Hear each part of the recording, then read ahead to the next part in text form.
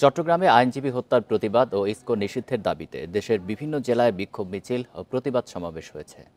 চট্টগ্রামে জুমার নামাজ শেষে ওয়াসামোর জমিয়তুল ফালাহ মসজিদের সামনে থেকে বিক্ষোভ মিছিল শুরু করেন হেফাজতে ইসলাম বাংলাদেশ।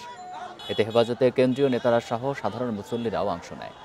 রাজশাহী নগরীর 0 পয়েন্টে জমায়েত হন মুসল্লিরা। সংক্ষিপ্ত সমাবেশ শেষে বিক্ষোভ মিছিল করেন তারা। লক্ষ্মীপুরে মার্কাজ মসজিদ ও চকবাজার জামে মসজিদের সামনে থেকে বিক্ষোভ মিছিল বের হয়। বিভিন্ন স্থান ঘুরে উত্তর তেমুহানি গিয়ে শেষ হয় মিছিলটি। বিক্ষোভ মিছিল ও প্রতিবাদ সভা হয়েছে ঝালকাঠি, নাটোর ও পিরোজপুরে। আইনজীবী হত্যার সাথে জড়িতদের দ্রুত গ্রেপ্তার ও ইসকো নিষিদ্ধের দাবি জানান বক্তারা। দাবি বাস্তবায়ন না হলে কঠোর কর্মসূচির হুঁশিয়ারি তাদের।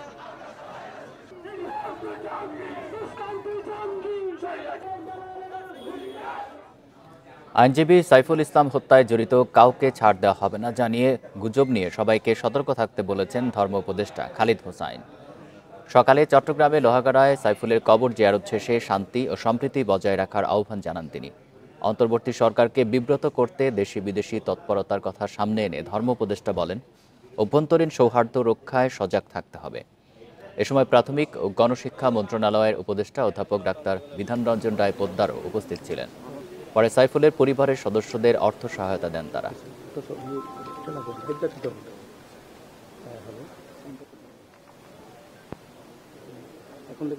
দেশে বিদেশে এই গভর্নমেন্টকে বিব্রত করার জন্য একটা গোষ্ঠী তৎপর। তো আমরা কোনো ক্রমে আমাদের অভ্যন্তরীণ সৌহার্দ্য, সম্প্রীতি, শান্তি, শৃঙ্খলা যাতে বিনষ্ট না হয়, বহাল থাকে, এর জন্য আমাদেরকে অত্যন্ত সজাগ এবং সচেতন থাকতে হবে। দোষী যেই প্রমাণিত হবে আমরা তাকে আইনের আওতায় এনে দৃষ্টান্তমূলক শাস্তি বিধান করব। আইনজীবী সাইফুল ইসলাম আলিফের চলে যাওয়া মেনে নিতে পারছেন না তার চেম্বারের সহকর্মী ও সহপাঠীরা। পেশার বিষয়ে সচেতন সাইফুলের স্মৃতি হাতড়ে বেড়াচ্ছেন তারা। আর সাইফুলের পরিবারের পাশে দাঁড়ানোর কথা জানিয়েছেন আইনজীবী সমিতির নেতারা। মাস তিনেক আগে মারাত্মক সড়ক দুর্ঘটনায় শয্যাশায়ী হয়ে পড়েছিলেন সিনিয়র আইনজীবী নুরুল মুস্তফা সোহেল। এরপর পুরো একা হাতেই চেম্বার সামলেছেন তরুণ আইনজীবী সাইফুল ইসলাম আলিফ। পাশাপাশি তার পরিবারের দেখাশোনাও করেছেন নিয়মিত। এখনও সাইফুলের চেম্বারে পড়ে আছে তার ব্যবহৃত পোশাক, গাউন আর কলার। অনেকদিন পর চেম্বারে এসে জুনিয়রের স্মৃতি হাতড়ে বেড়াচ্ছেন দীর্ঘদিনের সহকর্মীরা। আমার কোমর থেকে রানের হাট পর্যন্ত পুরো ভেঙে গেছিল। তো এই কারণে ও আমার ওয়াইফকে সান্ত্বনা দিত, আপনি ভাবি বিরক্ত হয়েন না, আপনি আল্লাহর কাছ থেকে সওয়াব পাবেন না, আপনি ভাইয়াকে বিরক্ত বোধ করিয়েন না। 2018 সালে চট্টগ্রাম আইনজীবী সমিতির সদস্য হয়েছিলেন সাইফুল। বিনয়ী ও কর্মঠ সাইফুলকে নিয়ে গর্ব ছিল আন্তর্জাতিক ইসলামী বিশ্ববিদ্যালয়ের সহপাঠীদেরও। কাদের উস্কানিতে আজকে এত বড় একটা ঘটনা সংঘটিত হয়েছে সেটার আমরা বিচার চাই। সন্তান সম্ভবা স্ত্রীকে নিয়ে সংসারে সাইফুল ছিলেন একমাত্র উপার্জনক্ষম। তবে বিশেষ ব্যবস্থায় তার পরিবারের পাশে দাঁড়ানোর কথা জানিয়েছেন আইনজীবী সমিতির নেতারা। মানবিক বিষয় যে তার পরিবারের পাশে দাঁড়ানো, আমি আশা করব যে আমরা পরবর্তী সবাই আইনজীবী সমিতি একটা সিদ্ধান্ত নেবে, আমরা তার পাশে থাকার জন্য, তার পরিবারের পাশে থাকার জন্য একটা পজিটিভ সিদ্ধান্ত আমরা ইনশাআল্লাহ নেব। পেশাগত জীবনে উজ্জ্বল সাইফুল সচেতন ছিলেন দেশের রাজনীতি নিয়েও। বৈষম্য বিরোধী আন্দোলনে অংশ নিয়েছেন সক্রিয়ভাবে। Independent news. জামালপুরে জেলা বিএনপির কার্যালয় ও একটি বেসরকারি হাসপাতালে হামলা চালিয়েছে দুর্বৃত্তরা। বৃহস্পতিবার রাত 12:30টার দিকে শহরের সর্দারপাড়ায় এই হামলার ঘটনা ঘটে। এই ঘটনায় এখনও কোনো মামলা হয়নি। গতরাতে একদল দুর্বৃত্ত মাইক্রোবাস ও কয়েকটি মোটরসাইকেলে শহরের সর্দারপাড়ায় এম এ রশিদ নামে একটি হাসপাতালে ভাঙচুর চালায় এবং কর্মচারীদের মারধর করে। এতে আহত হয়েছে 4 জন। হামলাকারীরা প্রকাশ্যে অস্ত্র দেখায়। এরপর পরই হাসপাতাল থেকে বের হয়ে বিএনপির জেলা কার্যালয়ে ভাঙচুর করে। পূর্ববিরোধের জেরে বিএনপির জেলা কার্যালয়ে হামলা করা হয়েছে বলে ধারণা করা হচ্ছে। খবর পেয়ে ঘটনাস্থল পরিদর্শন করেছেন পুলিশ, সেনাবাহিনী ও জেলা বিএনপি নেতারা। অভিযোগ পেলে আইনানুগ ব্যবস্থা নেওয়ার কথা জানিয়েছে পুলিশ।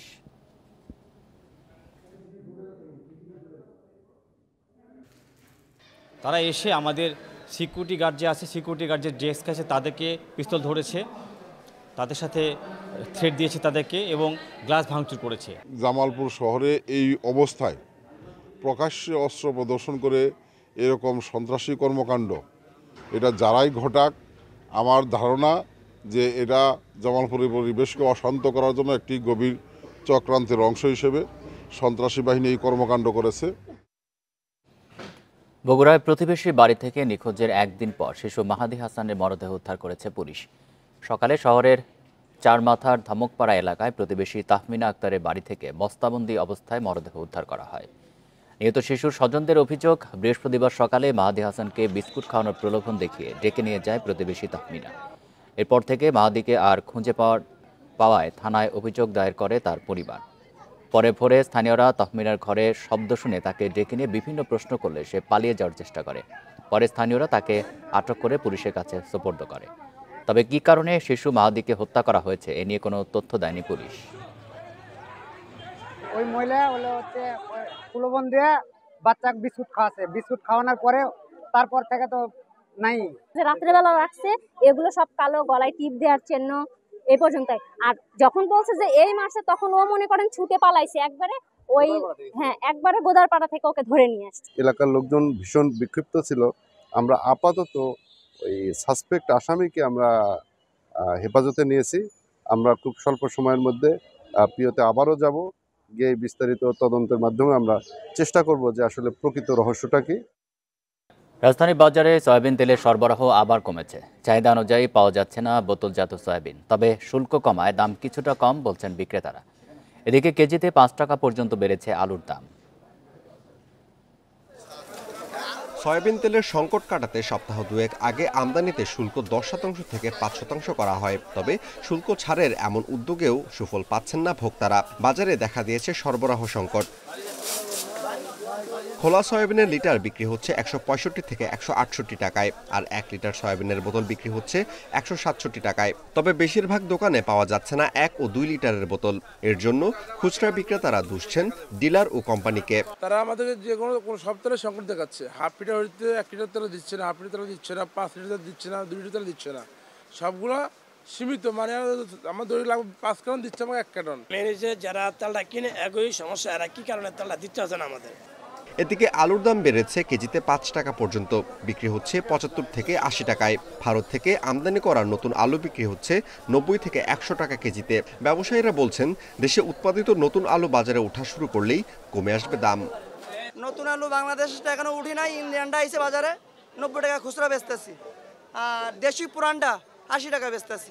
নতুন আলু 20-25 দিনের ভিতরে চলে আসবে দেশি আলুটা, এটা তো ইন্ডিয়ান আলু। আর আলু যখন ওঠে তখন একটু দাম বাড়তে থাকে, তারপর আস্তে আস্তে আলুর দাম কমে। সরকার কর কমাইলেই বাজারে তার প্রভাব পড়বে এটা আমি মনে করি না। তার কারণ বাজার এই কর যে কমাইলো সেটার মনিটরিং থাকতে হবে। প্রায় 3 মাস পর চালের দামে স্বস্তি ফিরতে শুরু করেছে। বাজারে প্রায় সব ধরনের চালের কেজিতে কমেছে 3 থেকে 4 টাকা। মোটা চালের কেজি বিক্রি হচ্ছে 50 থেকে 53 টাকায়, আর 3 টাকা কমে মিনিকেট চালের কেজি বিক্রি হচ্ছে 70 থেকে 72 টাকা। Amirul Islam, independent news, Dhaka. কয়েক সপ্তাহ ধরে নিয়ন্ত্রণের বাইরে আলুর বাজার। প্রতি কেজি বিক্রি হচ্ছে 70 থেকে 120 টাকা পর্যন্ত দামে। এছাড়া বাজারে সব ধরনের মাছের দাম বেড়েছে কেজিতে 20 টাকা পর্যন্ত। তবে সরবরাহ বাড়ায় চট্টগ্রামে কমেছে সব ধরনের সবজির দাম। সেখানে আলু বিক্রি হচ্ছে 70 থেকে 120 টাকা কেজিতে। প্রতি কেজি 10 টাকা পর্যন্ত কমেছে পেঁয়াজের দাম। তবে কেজিতে 10 টাকা বেড়ে 310 টাকায় বিক্রি হচ্ছে সোনালী মুরগি। এদিকে রাজশাহীতে কাঁচামরিচ কেজিতে 40 টাকা কমে বিক্রি হচ্ছে 60 টাকায়, আর 10 টাকা বেড়ে আলুর দাম 75 টাকা। তবে সব শীতকালীন সবজির দাম বেড়েছে সিলেটে। বরিশালে বাজারে সরবরাহ ভালো থাকায় দাম কমেছে সবজির। মাছের দামও বেড়েছে কেজিতে 20 টাকা পর্যন্ত। এদিকে বগুড়ার বাজারে দেখা গেছে সয়াবিন তেলের সংকট।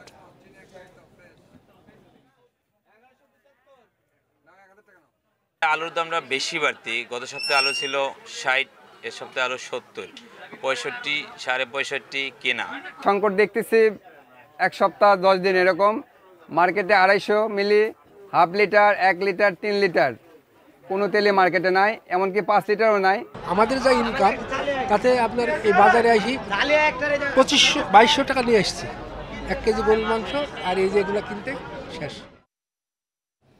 চাঁদপুর বাজারে স্বস্তি ফেরাতে স্থানীয় যুবকদের উদ্যোগে গ্রামীণ হাটে বিনা লাভে মাছ, মাংস ও শীতের সবজি বিক্রি হচ্ছে। ভোর থেকে ফরিদগঞ্জের মান্দারতলী এলাকায় মান্দারতলী যুব কল্যাণ সংঘের উদ্যোগে এই বাজার চালু করা হয়। উদ্যোক্তারা জানান, মূলত নিম্ন ও মধ্যবিত্তদের কথা বিবেচনায় রেখে এই বাজার চালু করা হয়েছে। সাপ্তাহিক ছুটির দিনে বিনা লাভের এই বাজার থেকে প্রয়োজনীয় পণ্য কিনতে পেরে খুশি সাধারণ মানুষ। কুয়াকাটায় কৃষক বাজারে চালু হয়েছে গরুর মাংসের কম্বো প্যাকেজ। প্রেস ক্লাব সংলগ্ন বাজারে 200 গ্রাম গরুর মাংস, 3 পিস আলু, 3 পিস পেঁয়াজ ও 3 পিস কাঁচামরিচের দাম নির্ধারণ করা হয়েছে 200 টাকা, আর 500 গ্রাম গরুর মাংসের দাম 325 টাকা। এতে ক্রেতাদের মাঝে স্বস্তি দেখা দিয়েছে।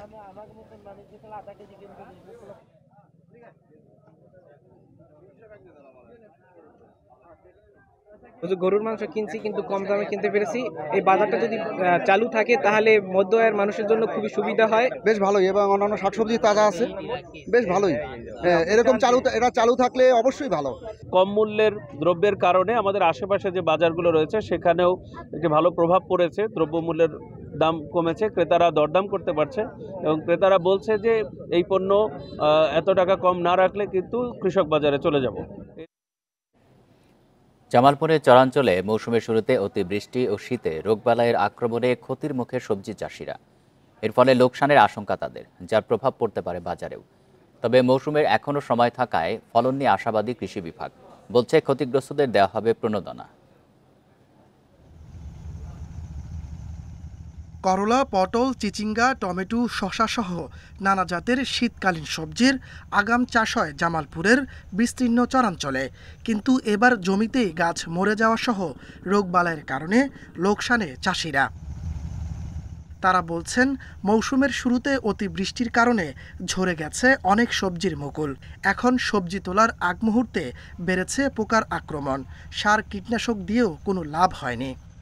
বৃষ্টির কারণে ক্ষেত নষ্ট হয়ে গেছে গা, জোয়ার কেটে গেছে গা, ফলন কম হয়েছে। ফুলে গেছে গা, গাছ পাইকে গেছে গা, জোয়ার জুড়ে গেছে গা। ব্যবসায়ীদের দাবি, ফলন কম হওয়ার প্রভাব পড়েছে স্থানীয় বাজারে। 20 মিনিট তো ওই ক্ষেত্রে আমরা 4-5 মণ মাল উঠে, এর জন্য বেশি দামে কিনে লাগতেছে। ফলন কম, সেই জন্য দাম একটু বেশি কিনে লাগছে, আমাদের বেচা লাগে বেশি দেই। কৃষি বিভাগ বলছে, ক্ষতিগ্রস্ত কৃষকদের দেয়া হবে প্রণোদনা। এছাড়া মৌসুমের আরও সময় থাকায় ফলন নিয়ে কিছুটা আশাবাদী তারা। বৃষ্টির কারণে আমাদের কিছু পরিমাণ ক্ষতিগ্রস্ত হয়েছে, তবে সেটা আমরা কৃষি প্রণোদনার মাধ্যমে সেটাকে আমরা কৃষকদেরকে পুষিয়ে দিব। আর যেহেতু আমাদের এখনও অনেকটা সময় আছে, কাজে আমাদের যে লক্ষ্যমাত্রা সেটা আমরা অর্জনে সক্ষম হব বলে আমরা আশা করছি। গত মৌসুমে জেলায় 17,252 হেক্টর জমিতে শীতকালীন সবজির আবাদ হয়। এ বছর এখন পর্যন্ত আবাদ হয়েছে 14,045 হেক্টর জমিতে। Independent news. টাইফয়েডের জীবাণুতে অ্যান্টিবায়োটিক প্রতিরোধী জিন পেয়েছেন চট্টগ্রাম বিশ্ববিদ্যালয়ের গবেষকেরা। এগুলো মানুষের শরীরে অন্য ব্যাকটেরিয়া জিনগত পরিবর্তন ঘটাতে পারে বলে শঙ্কা গবেষকদের। অনুসন্ধানে পাওয়া বেশিরভাগ সালমোনেলা জীবাণু অ্যান্টিবায়োটিক বিরোধী। চট্টগ্রামের হাসপাতাল, রেস্তোরাঁ আর বাসা থেকে নেয়া 150 পানির নমুনা নিয়ে এই গবেষণা হয়েছে। খাবার পানিতে জীবাণু শনাক্তে 2022 সাল থেকে গবেষণা শুরু করেন চট্টগ্রাম বিশ্ববিদ্যালয়ের শিক্ষক শিক্ষার্থীরা। এরই অংশ হিসেবে বিশ্ববিদ্যালয় এবং শহরের 150টি উৎস থেকে নমুনা নেওয়া হয়। এর মধ্যে 8টিতে টাইফয়েডের সালমোনেলা টাইপি জীবাণু পাওয়া যায়। এসব জীবাণুর 87 ভাগই বিভিন্ন ধরনের অ্যান্টিবায়োটিক রোধী। গবেষকরা জানান, বেশিরভাগ নমুনায় 4 ধরনের অ্যান্টিবায়োটিক প্রতিরোধী জিন শনাক্ত করেছেন তারা। এগুলো মানুষের শরীরে ঢুকলে অন্য ব্যাকটেরিয়াকেও জিনগত পরিবর্তন ঘটাতে পারে। ফিজিওলজিক্যাল সিস্টেমে অ্যান্টিবায়োটিক রেজিস্ট্যান্ট জিন ঢুকে যেতে পারে, যেটা খুবই কনসার্নিং। কারণ মানুষ তো পানি পান করছে, তার মাধ্যমে এই জিনগুলো ঢুকে যাচ্ছে আমাদের শরীরের মধ্যে। কোনো না কোনো সময়ে হয়তো আমাদের জেনেটিক লেভেলে অনেক বড় ধরনের পরিবর্তন চলে আসতে পারে এই কন্টামিনেশনের ফলে। চিকিৎসকরা বলছেন, বিশেষ প্রক্রিয়ায় পানি বিশুদ্ধ করা ছাড়া এসব জীবাণু দূর করা সম্ভব নয়। এছাড়া নতুন ওষুধ নিয়েও কাজ করছেন গবেষকরা। 100 ডিগ্রি সেন্টিগ্রেডে 1 ঘন্টা ধরে পানি ফুটানো, আর একটা হচ্ছে যদি আমাদের সামর্থ্য থেকে রিভার্স অসমোসিস অথবা আরও প্লান্ট, যেটা এটার মাধ্যমে আমরা ওই জীবাণুটাকে ফিল্টার করে আমরা খেতে পারি। এই বের হওয়ার সবচেয়ে বড় সমাধান হচ্ছে এমন ড্রাগ নিয়ে আসা যেটা হয়তো রেজিস্ট্যান্স ডেভেলপমেন্ট হবে না, সেটা হতে পারে প্রোবায়োটিক। আমরা আমাদের লেভে ইনশাআল্লাহ শুরু করেছি প্রোবায়োটিকের কাজ। আমি আশাবাদী হয়তো আপনাদের কিছু ভালো রেজাল্ট দিতে পারবো। এই গবেষণায় যুক্ত রয়েছেন জৈব প্রযুক্তি বিভাগের 2 শিক্ষক ও 2 শিক্ষার্থী। এতে অর্থায়ন করেছে চট্টগ্রাম বিশ্ববিদ্যালয়ের গবেষণা সেল। অনুপম শীল, ইন্ডিপেন্ডেন্ট নিউজ, চট্টগ্রাম। খুলনার সোনাডাঙ্গায় আগুনে পুড়ে মারা গেছেন বাসের হেলপার শরীফুল। শুক্রবার রাতে বাস টার্মিনালে সুন্দরবন পরিবহনে আগুন লাগে। নিহত শরীফুলের বাড়ি মুন্সিগঞ্জ জেলার শ্রীনগর উপজেলায়। পুলিশ জানায়, রাত 1:30টার দিকে খবর পেয়ে পুলিশ ও ফায়ার সার্ভিস ঘটনাস্থলে পৌঁছায়। আগুন নিয়ন্ত্রণের পর বাস থেকে একটি মরদেহ উদ্ধার করা হয়। পুড়ে যায় বাসটি। জানা যায়, বাসের ভেতরে মশার কয়েল জ্বালিয়ে ঘুমাচ্ছিলেন শরীফ। মশার কয়েল থেকে আগুন লাগতে পারে বলে ধারণা করা হচ্ছে। পুলিশ এবং ফায়ার সার্ভিস মিলে আমরা ঘটনাস্থলে যাই, যে আগুন নিয়ন্ত্রণে নিয়ে আসি। পরবর্তীতে ওখানে একটা ছেলে শরীফ নামে একটা ছেলেকে আমরা পাই মৃত অবস্থায়। পরে স্থানীয় লোকজনকে জানতে পারি যে গাড়ির ভিতরে ঘুমাইছিল, সম্ভবত কয়লার আগুন থেকে প্রাথমিক ধারণা করা হচ্ছে। 2025 সালের মধ্যে দেশে জাহাজ ভাঙা শিল্পের সঙ্গে সংশ্লিষ্ট সবগুলো ইয়ার্ডকে গ্রিন ইয়ার্ডে রূপান্তর করা হবে বলে জানিয়েছেন শিল্প উপদেষ্টা আদিলুর রহমান খান। সকালে চট্টগ্রামের সীতাকুণ্ডে একটি শিপইয়ার্ড পরিদর্শনে গিয়ে একথা বলেন তিনি। উপদেষ্টা বলেন, গ্রিন ইয়ার্ডের সার্টিফিকেট পাওয়া প্রতিষ্ঠানগুলোর দুর্বলতা কাটিয়ে উঠতে হবে দ্রুত। পাশাপাশি নন গ্রিন ইয়ার্ডগুলোকেও দ্রুত গ্রিন ইয়ার্ডে উন্নীত করা হবে। আন্তর্জাতিক কনভেনশন না মেনে শিপ রিসাইক্লিং করায় অতীতে আন্তর্জাতিক বাজারে বাংলাদেশে ভাবমূর্তি ক্ষুণ্ণ হয়েছে বলেও মন্তব্য করেন শিল্প উপদেষ্টা। অনুষ্ঠানে জাহাজ ভাঙতে বিভিন্ন প্রতিষ্ঠানের এনওসির ক্ষেত্রে ওয়ান স্টপ সার্ভিস সহ বিভিন্ন দপ্তরের সহায়তা চান জাহাজ ভাঙা শিল্প মালিকরা।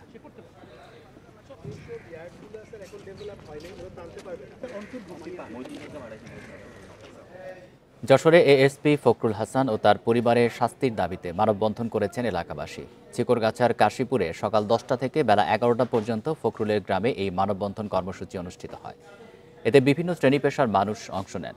নির্যাতনকারী পুলিশের এএসপি ফখরুল হাসান, তার বাবা কথিত মুক্তিযোদ্ধা মকবুল হোসেন ও বড় ভাই যশোর জেলা আওয়ামী লীগের সহসভাপতি ইকবাল হোসেনের শাস্তি দাবি করেন তারা। বলেন, মুক্তিযোদ্ধা কোটায় ফখরুল হাসান 37তম বিসিএসের পুলিশ ক্যাডার এবং বোন বেনজির বিউটি জাহাঙ্গীরনগর বিশ্ববিদ্যালয়ে চাকরি পাওয়ার পর থেকেই বেপরোয়া হয়ে ওঠে পরিবারটি। এমনকি এলাকায় আধিপত্য টিকিয়ে রাখতে সন্ত্রাসী প্রান্ত বাহিনীকে অর্থায়নের অভিযোগও রয়েছে তাদের বিরুদ্ধে। 20 নভেম্বর ফখরুলের কর্মকাণ্ড নিয়ে প্রতিবেদন করতে গিয়ে সন্ত্রাসী হামলার শিকার হন ইন্ডিপেন্ডেন্ট টেলিভিশনের সাংবাদিক জিয়াউল হক ও ভিডিওগ্রাফার শরীফ খান। জমি সংক্রান্ত বিষয়ে অনেক হয়রানি করে এবং দলীয় ক্ষমতার অপব্যবহার করে এবং তাদের উপরে অনেক সময় অত্যাচার করে। শারীরিক নির্যাতন, মানসিক নির্যাতন করে 300 টাকার স্টাম্পে সই করাই নেই। আমার স্বামীর মিথ্যা মামলায় যাত্রাবাড়ি থানায় অস্ত্র ডাকাতি আইনি মামলায় ফেলাই দিয়েছে। ময়মনসিংহের মাছকান্দায় বিসিক শিল্পনগরীতে একটি কীটনাশকের গোডাউনে আগুনের ঘটনা ঘটেছে। সকাল 10টার দিকে আগুনের সূত্রপাত হয়। খবর পেয়ে ফায়ার সার্ভিসের 3টি ইউনিট ঘটনাস্থলে এসে কাজ শুরু করে। পরে যোগ দেয় আরও 7 ইউনিট। প্রায় 2 ঘন্টার চেষ্টায় বেলা 12টার দিকে আগুন নিয়ন্ত্রণে আসে। এই ঘটনায় কোনো হতাহত নেই। তাৎক্ষণিকভাবে জানা যায়নি আগুন লাগার কারণ। বাংলাদেশ ময়মনসিংহের এরিয়া ম্যানেজার মামুনার রশিদ বলেন, কীটনাশক তৈরির সরঞ্জাম রাখা গোডাউনটি সবসময় তালাবন্ধ থাকত। বাইরে কেবল একজন দারোয়ান ছিল। আগুনে পুরো গোডাউনটি পুড়ে গেছে। ক্ষতির পরিমাণ নির্ধারণে কাজ চলছে বলে জানান তিনি।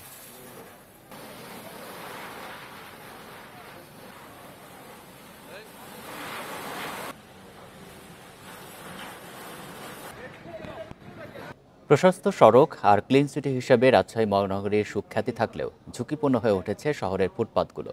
গেল 4 মাসে চুরি হয়েছে 4.5 শতাধিক স্ল্যাব। সড়কবাতির তারও নিয়ে গেছে দুর্বৃত্তরা। প্রশাসনের নিষ্ক্রিয়তায় চুরির ঘটনা বাড়ছে, অভিযোগ নগরবাসীর। রাজশাহীর 13 খাদিয়া থেকে সিটিহাট মোড় পর্যন্ত 575টি স্ল্যাবের 450ই চুরি হয়ে গেছে।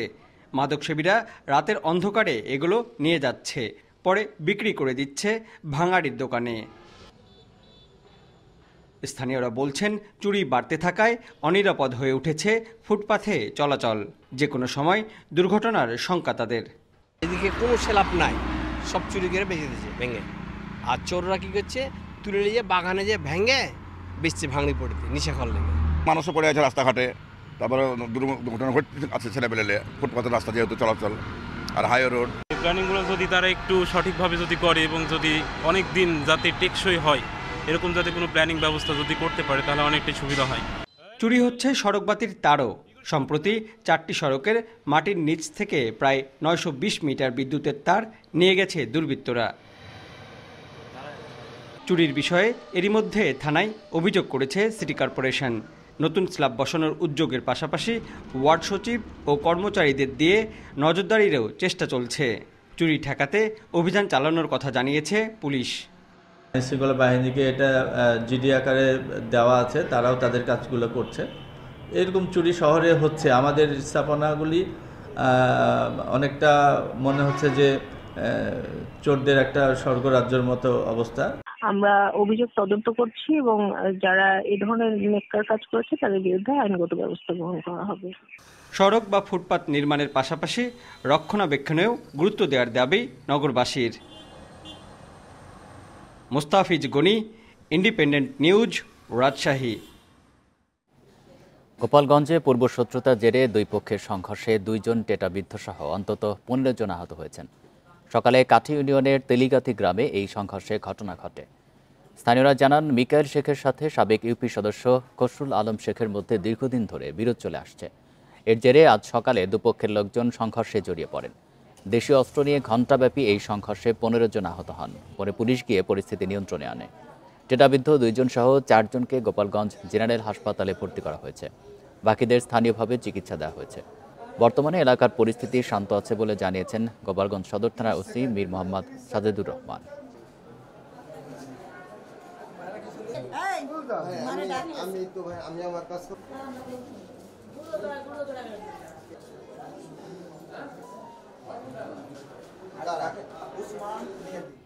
যাত্রীর অভাবে সেন্ট মার্টিনের উদ্দেশ্যে কক্সবাজার ছাড়তে পারেনি কেয়ারি সিন্দবাদ জাহাজ। বিআইডব্লিউটিএ ঘাটে আরও 2টি জাহাজ অপেক্ষমান, তবে দিনে 1টি জাহাজ চলাচলের অনুমতি আছে। সরকারি এই সিদ্ধান্ত মানতে হবে বলে জানিয়েছেন জেলা প্রশাসক। এদিকে ডিসেম্বরের সব টিকিট বিক্রি হলেও দ্বীপে যেতে এখনও নিবন্ধন ব্যবস্থা চালু না হওয়ায় উদ্বিগ্ন ট্যুর অপারেটররা। কক্সবাজার শহরের বিআইডব্লিউটিএ ঘাটে নোঙর করেছে কেয়ারি সিন্দবাদ, সাথে রয়েছে আরও 2টি জাহাজ। তবে সেন্ট মার্টিনে যেতে শুধু 1টি জাহাজ চলাচলে জেলা প্রশাসনের অনুমতি আছে। ট্যুর অপারেটররা বলছেন, ডিসেম্বরে সব টিকিট অনলাইনে বিক্রি হয়ে গেছে, কিন্তু নিবন্ধনের জন্য অ্যাপ ব্যবহার করা যাচ্ছে না। পুরো ডিসেম্বর মাস জুড়ে আমাদের ম্যাক্সিমাম টিকিট হচ্ছে বিক্রি হয়ে গেছে, সোল্ড আউট। কিন্তু আমরা সরকারের যে নিবন্ধন ওটা এখনো পর্যন্ত আমরা লগ ইন করতে পারছি না। ট্যুর অপারেটরও এই সম্পর্কে অজ্ঞ, পর্যটকরাও অজ্ঞ, যার ফলে জটিলতা দেখা দিয়েছে সেন্ট মার্টিন ভ্রমণ। বৃহস্পতিবার দ্বীপের উদ্দেশ্যে ছেড়ে যাওয়ার কথা ছিল কেয়ারি সিন্দবাদের, কিন্তু পর্যাপ্ত যাত্রী না পাওয়ায় সেটা ঘাট ছাড়েনি। আশা করতেছি আগামী 1 তারিখ থেকে কক্সবাজার থেকে যথেষ্ট পর্যটক পাবো এবং এখান থেকে আমরা যেতে পারব। জেলা প্রশাসক জানান, সরকারি নির্দেশনা না মেনে সেন্ট মার্টিনে যাওয়ার সুযোগ নেই। আমাদের কাছে আর কোনো আবেদন পেন্ডিং নেই এখন এই মুহূর্তে, তবে আমরা আশা করি তারা তাদের সুবিধাজনক সময় তারা শুরু করবে। তবে সরকারি নির্দেশনা অনুযায়ী নভেম্বর মাসে যাওয়া যাবে, রাতে থাকা যাবে না। ডিসেম্বর এবং জানুয়ারিতে যাওয়া যাবে এবং রাতে থাকা যাবে। সরকারি সিদ্ধান্ত অনুযায়ী প্রতিদিন সেন্ট মার্টিনে যেতে পারবেন 2000 পর্যটক। তৌফিকুল ইসলাম, ইন্ডিপেন্ডেন্ট নিউজ, কক্সবাজার। এ ছিল সমগ্র বাংলাদেশে। ধন্যবাদ সবাইকে।